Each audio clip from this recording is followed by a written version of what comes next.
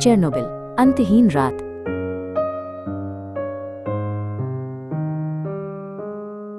विस्फोट के साथ रिएक्टर संख्या 4 की पूरी इमारत हिंसक रूप से कांप उठी। 1000 टन से अधिक वजनी प्रबलित कंक्रीट की छत हवा में उछल गई और उसके बाद हुए विस्फोटों ने रिएक्टर के केंद्र को लगभग नष्ट कर दिया, जिससे वह पूरी तरह खुला रह गया।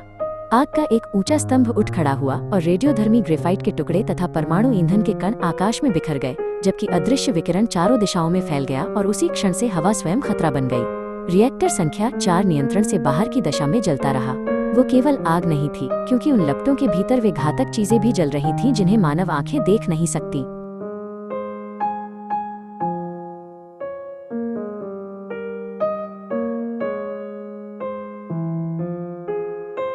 विस्फोट स्थल से केवल 3 किलोमीटर दूर प्रिप्यात में हजारों बच्चे शांति से सो रहे थे और परिवारों को विश्वास था कि अगला दिन भी एक साधारण दिन ही लेकर आएगा।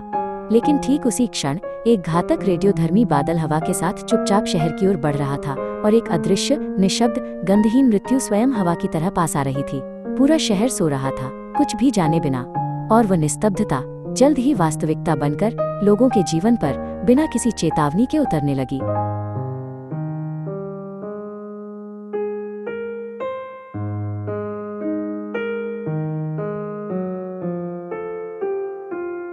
विस्फोट के तुरंत बाद आग बुझाने के लिए दमकल कर्मी और संयंत्र के कर्मचारी घटनास्थल की ओर दौड़े।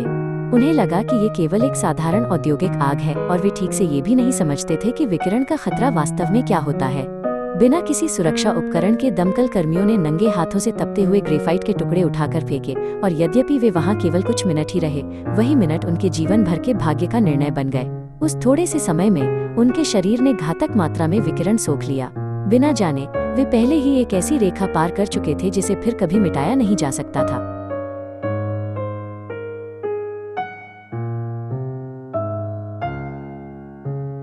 गंभीर रूप से झुलसा हुआ एक दमकल कर्मी दर्द में आकाश की ओर देखने लगा और फटे हुए रिएक्टर के ऊपर रात में एक रहस्यमय बैंगनी प्रकाश फैल रहा था।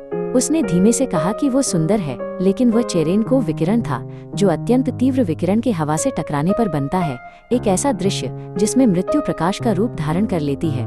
उस प्रकाश को देखने वालों में से अधिकतर कुछ ही दिनों में भयानक पीड़ा में मर गए। उस पल की सुंदरता वस्तुतः जीवन पर डाला गया अंतिम भ्रम थी और ऐसे आतंक का रंग थी जिसे मानवता ने पहले कभी नहीं जाना था।